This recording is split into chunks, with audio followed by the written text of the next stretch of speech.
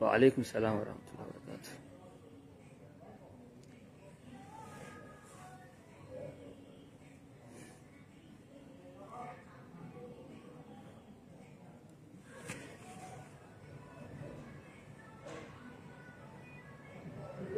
نمو akka gaddarra jiru nagarsiisa.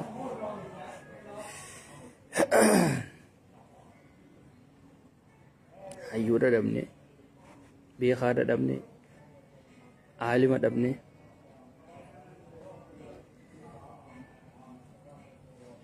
sheekha dhabne, nama silaa Oromoon ni qabdi jedhu, nama silaa Harargeen akka Harargeen ni qabdi jennu dhabne, nama silaa Oromoon akka Oromoodhaatitti ni qabdi jennu dhabne. Hedduu qalbiin na cabde dhugatti. Hedduu. Maaliif akka Harargeetitti ijaan nu baqe, ijaan nu bade. Iji teenya tun nu baddee jirti, iji teenya tun nu bayixee jirti. Akka Oromootti immoo qalbiin nu cabdee jirti.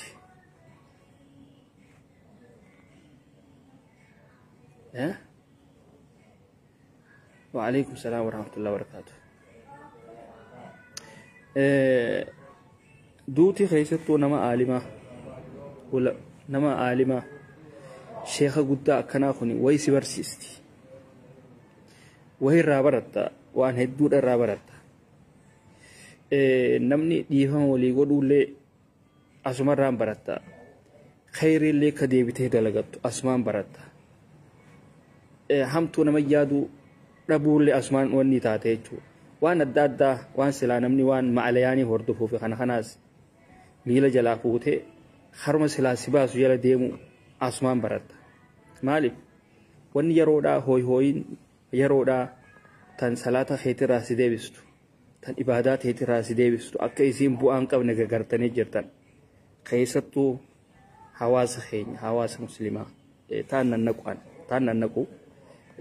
Wanni asirratti isinii dhaamu akka nam tokko Oromoo naannoo kamiituu ta'e wanni isinii dhaamu akka nam tokkootitti obboleeyyan kiyya wanni taatee jirti takutteef rabbiin isinii haa araaramu rabbi isinii haa dhiisu ulamaa'oota eeggadha. Ulamaa'oota jechuun ija hayyuu tokko hayyuu keessattuu hojiin isaa hundinuu waan silaa amantii islaamaa sossoosaa waan silaa hawaasni keenya karafe kana sossoosaa irratti hidhatate hunda eeggadha akkana itti hin gufatina. Fedhu lubbuun haa jiraatu fedhu lubbuun haa dabu akkana itti hin godhina waan hamtuu irratti hin dalagina. Waalaikum salaam caalaa baga nagaan dhufte. Akkana itti hamtuu irratti hin dalagina.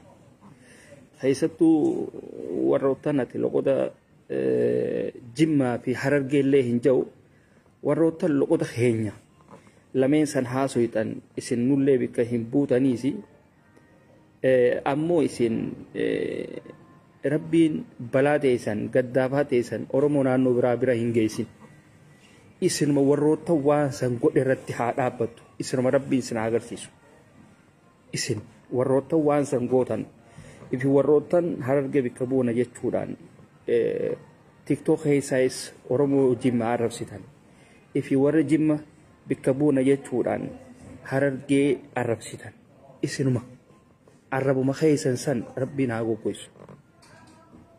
Ani isinillee nabaaruuti ammoo rabbiin jazaa isaa isiniif haa kafalu. Maaliif jennaan kaleessa gaddi hamaan nutti bu'eeti gadda san keessa akkasuma wajjinuu hooniis geema isaa taphataa hooniis asii hawaasa kana hawaasa kijarraa'een ummata kana qaba jechuudhaan arraba gattaa jechuudha. Gartanii hangan takka wannummaan Oromoodha ja'atuun hundinuu Oromoon tuni lakka ummataa miti akhi banii aadamii miti. Rabbiin gaa hawaasuma addunyaa kanaa wajjin wal fakkeesseetuma akkuma namaatitti huccuu kaayannee deemna malee bineensuma huccuu kaayatee deemuuf nuu tokko jechuudha. Oromoonni ja'a. Rabbiin waa malee miti kan akkanatti nu gabroomseef. gabrummaan nurraa hin dhiyaanne nuuf dabalamuudha qabdi. Gabrummaadha wanni ja'amaatuun Oromoodhaaf dabalamuudha qabdi. Ida'amuu fi qabdi. Hanga keessattuu namni tokko nama abbaa abbootilee amantii isaa kabajee bakka itti godhee hogga namni sun dhufe jalaa ka'ee hamma hin teessisinitti abadan ati bakka takka gahuudhaaf illee hin teessu. Waalaikum salaam. Bakka takka gahuudhaaf hin teessu. Waalaikum salaam. Sini galee ammoo namni du'aayidha qaba. Rabbiin nama jaalatuuf waraqaa muraa. Aalimni keenya, sheekni keenya, hayyuun keenya kara fuula rabbi achi deebi'anii jiran. Amma tanarraa sheekotii meeqaatiitu fayyadameedha. Sheekotii meeqaatiitu hawaasa isaa wallaalaa kana fayyaduudhaaf irraa waa barateenis gaafiidha beeka. Ni qabna sheekotii hin qabnu miti garuu sheekaatiitu sheeka caalaa. Sheek Adam Tuulaatirraa sheekotiin ilmi inni qabu san irraa baratte hawaasa isaa kana barsiisuudhaaf teesse hawaasa isaa kana barsiisuudhaaf mudhii hidhatte sheekotiin tun sheekotii meeqaa haja'u gaafiidha natti haa jiraan. Sheekotiin Sheek Adam Tuulaatirraa barumsa isaa san barattee beeki mana tokko mana laayibirarii mana kitaabaa tokko si mana barumsaa baratu yoo deemiti waan akkanaa kitaaba akkanaatirra argatta siin ja'an mana laayibirariidhaa bakki kitaabni itti argamutti dhiyaatteeti mana kitaabaa san dheeyxee mana kitaabaa sanii kitaaba fudhattee waan barumsa keetti san galmaan gahattaa beeka. Afaanuma kana hoggogga afaanitti hiikuudhaa jira. Tartanii waan kanammaa Sheek Adam Tuulaatirraa nam meeqaatiitu waa barateedha. Sheekotii teenya meeqaatiitu barate.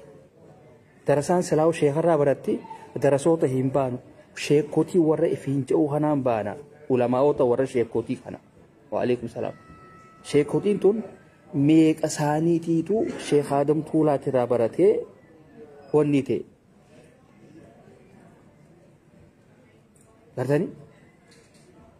Kanaaf warroottan baratanii jiranis rabbiin umrii nu haa dheereessu waa hedduudha irraa eegganna. Rabbiin umrii Sheek Adam Tuulaatii kanne rabbi isaaniif illee haa kannu waa hedduu irraa baranna. Rabbiin ni danda'a. Nu kanallee nama ulamaa'ota keenya kabaju rabbiin waa haa godhu. Rabbiin nama ulamaa'ii keenya kabaju rabbiin waa haa godhu. Rabbiin nama afaan isaa kana gartee naamusa itti godhee deemu rabbiin waa haa godhu. Nama ifii kabaju rabbiin waa haa godhu.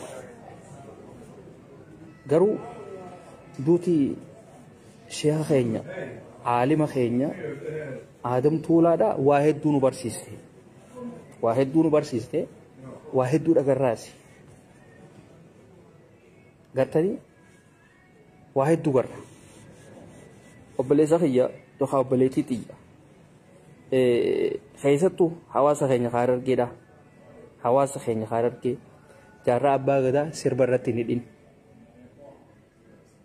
Sirba irratti ni dhin. Jaarraa abbaa gadaatiif sirba walitti hin deemu. Abbaan fedhe jaarraa abbaa gadaa haa faarsu sirbaanii miti. No. Jaarraan abbaa gadaatiif sirba waliin beekan. Jaarraa abbaa gadaa akka feetee faarsi garuu sirba muuziqaa irratti ni dhin. Inni as hin jiru har'aan tana sibira hin jiru. Shamarran keenya warroottan TikTok keessaa sirba waa'ee jaarraa abbaa gadaatiif kanaan wanni jiru suuraa isaati walirratti hiitanii duuba daansii gootan obboleettii xiyya boru du'uudhaaf teessa. Gaafa miindu'aa hin beeytu. Gaafa rabbiin si fudhatu hin beeytu. Akkam taata gaa suuraan ta'e daansiin kee hundi machirra si teessi. Gaafa duute akkam taata. Hawaasni keenya sima hawaasa wallaalaadha. Ati duute tana dhufee follow si godha. Akkam taataadha. hawaasni keenya sanuu hawaasa waa takka illee babbaratuu miti du'a obboleettii teenyaa tiraa silaa wahi barattan isii duute sanuu follow gootan jechuudha. Gartanii isii duute sanis follow gootanii haareetti inumaatu wal jaartanii sirba maali suuraa jaarraa abbaa gadaa fuutanii sirba namaa irratti hiitanii duuba kana isa keessanii fuuldura dhaabbattanii daansii gootan jechuudha. Habiibti nuti daansii nu godhisiinis jenne isi daansii kan nu gootullee hin feenuus hatta suma arkuu hin feenuu keessattu anifaan keessattu waan akkasii arkuu hin fedhu ambeeran akkasii dhugatti arkuu hin fedhu. Namni nuti arkuu feenu nama kabajaa qabu nama naamusa qabu nama garteen yoo akka tasaa amriilleen itti dhufte rabbiin nama san hin qabne gartanii jaarraa abbaa gadaa aalima sheekha abbaa qabsoodhaati ati wallaaltuun bikkatti deemtuun beekne akkaataa itti deemtuun hin beekne tun tafincaan firra yaasitu tun hogga suuraa isaa keessee xalaa'uun gassa seedhaa seete moo Mahmud Ahmad seete jaarraa abbaa gadaadha. Namni kun bar nama isin wallaalonni kun suuraa bar sirbaa kana irratti hiitanii dannastanii ni miti bar hay maal taata hawaasa keenya kanaa dargeedhaaf itti himaa. Isini kan jaarraa abbaa gadaatillee arrabsiise wallaalaa keessan yookaan wallaalaa keenya gartanii likkii galchaa hin dhiisina. Wallaalaan beekaa kee akka namni kun arrabsu taasisa. Wallaaloo taatiitu arraan tana jaarraa abbaa gadaa arrabsiisee wallaaloo taatiitu arraan tana hayyootan keenya arrabsiisee jechuudha. Wallaalota nu keessaa beeku. Wallaalota akkasiisan isin nu bakka hin buutanii jaati jala sararaati itti hima. Wanni takka wanni isin godhan hin jiru. Nuti agarree dhalaa TikTok keessa dhaabbattee afaan bantu yogaa harmallaa bikkarraa deemtu hin beeyne tan akhlaaqa hin qabne tan warra hin qabne tan faamilii hin qabne yoo taate malee intalti ani intala abaluutii beeytu haati tiyya haa tana beeytu barboo namaa waa takka illee hin jettu bar. Kanaaf ijoollee teenya Harargeedhaa isini mataa keessanii akka jaarraa abbaa gadaa arrafamu kan godhe hawaasni keenya guutuun akka arrafamu kan godhe isini an dhugatti hoggaan loqot wallahi nama qaanfachiistanii bar abbaatiitu ibda farsiisaa bar isin nama keenya baalagee afaan dhedheeratu beeran baalagee ilmoo fiituu guddisuu hin beekne naamusaan deemuu hin beekne beeran hogga ciiseetuma akkamatti shiishaa asiin qabeetuma kaan ilmoo asiin ciibseetuma TikTok keessa oolu kanaan hogga jaarraa abbaa gadaa arrabsiistanii kasin beekne hundinuu sirratti ol beeke keefaadha akkamii ani silaa namittuma ija bishaanii san gartanii mii والله سلايسي سنين أكيد تخاصة ولكن ما الكون ري اسني خان أكا جارب باغا تعرف مخان قولي حواس خين يلي خان تكتسي اسني أمني بر بكبرات راد في وازين جوبر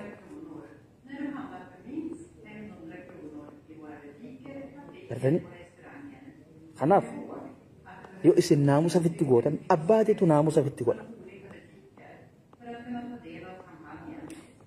هوغو فتاة هنتينا تقطع هاتي ديما واق أنفتو إيسا نمني والجارة غروبي دا والجارة نوتي أورمونا كانان أورمون ماكي حفرسي قد ديبسي جارمي أون قبدوتي gaafa rakkoon si galte qofa harargeen akkana taateettee fiiguudhaa miti bara si galee namni yoo tokko ta'e bakka rakkatetti rakkoolee wal baasa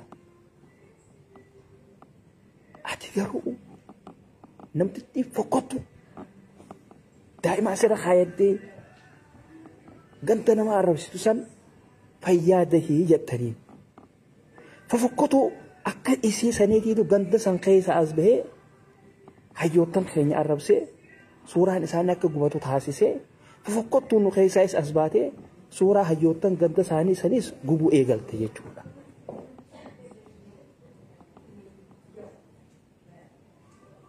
Gartani amma maraatoowwan jimmaata jimma keessatti xaasaadhaa fi balaaqalaadhaan deemtu warroottan kalloodhaan deemu kun silaa isin isaan kana fittutuquu baattanii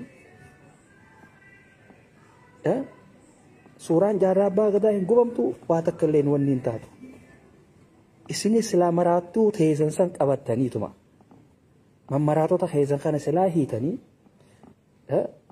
suuraan abbaa jifaar hin gubattu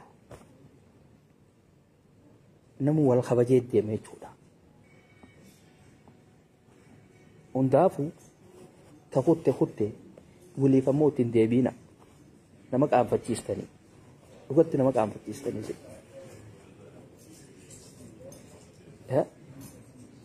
waan akka dhalaa fokkottuudha waan akka dhalaa fokkottuu sanuu hin qaanfanne ija bishaan gootee akkana ichaa deemti barsanuu tafanni uun agarre tun qaaxira takkanaa tanaatiitu ol ba'ee hawaasa kabajamaa namaa arrabsa jechuudha ganda namaa yaa akhi jaalmaaroo kee fuudhiitti hudduu ta'e keessa naqinaa siin jeeti jaalmaaroo gammachiisaan yookaan ganda namaa arrabsu taate harargee bikka bu'eetiin ganda namaa arrabsaa jaalmaaroo yaa akhi namni jaalmaaroo keetti fi jinnii ta'etu namni ibsi beeku hin jiru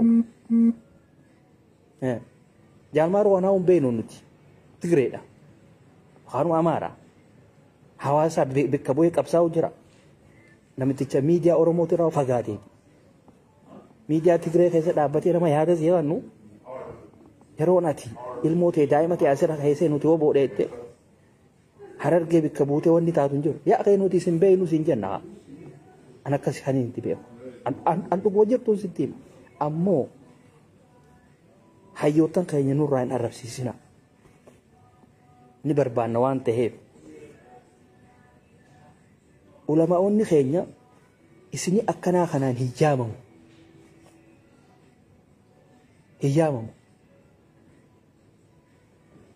namu beekaa gandee fi ni jaalata namni beekaa gandee fi hin jaalanne hin jiru sanii miti baqattoonni jimma keessa galalleen jimma san keessa jiraachuudhaaf ummata jimmaa sanii wal ta'ee jiraachuudhaaf hayyuu jimmaa san ni kabaja hayyuu san faarsee jiraata jechuudha warra jimmaa san irraa waa argachuudhaaf gartani baqataan naannoo biraatirraa harargee keessa galalleen hayyuu harargee san faarseeti harargee tana keessa jiraata maaliif ummata harargee ummata jaalatamaa kanaa waliin walii galee waliin jiraatee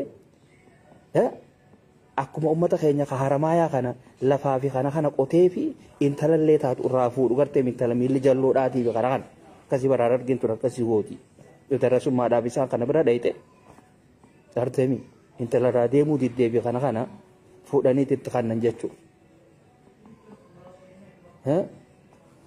خذ مننا ابعد نفسك وابعد علينا نوجعلين برسيلات خلاص قفا أول رأي بخنا قد أتشي سنيتما جتي منا خيستي هفتنا فودني تخنن جتشودا خلاص هدو أنا نوسا قلفتو هدو أجمع أول كشو تخنني واني قرن جتشو أرتني أكاسيت ما namni naannoo biraatirraa harargeedhatti gaggale intalaas irraa fuudhee jira jireenyaas achi keessa jiraata waan ta'eef waan uummanni keenya harargeedhaa sun intalaas kannanii fi lafa tanaas wanni godhaniif maaliif intala kannuufi deeman waan sansa waan arkatu waan beekuuf hayyuu ganda harargeedhaa san akka inni tuqamu hin fedhu akkasuma hajimmaatis akkasii jechuudha خناف وني إسنجوتن wal eeggachuu danda'uudha qabdan takutte jirti ta fuulduraatiif maabara tiiktook kana akka gaariitti firraa eega akka gaariitti warroottan amma jimma keessaa waa rabsuun bar orjinaalaa miti bar jimman zeeyina dhugaa rabbi amma warroottan harargee keessaa waa rabsuun harargeedhaa miti loqoda beekuun harargummaa nama hin gootu beekaa namni keenya harargeedhaa hindubbatu si jalaa yoo ati waan feeti isa gootes silaaleetuma si calsi jalaa jaa bas yoo wama hin beekne siin jaa harargeen asliin hindubbatu namatti hindubbatu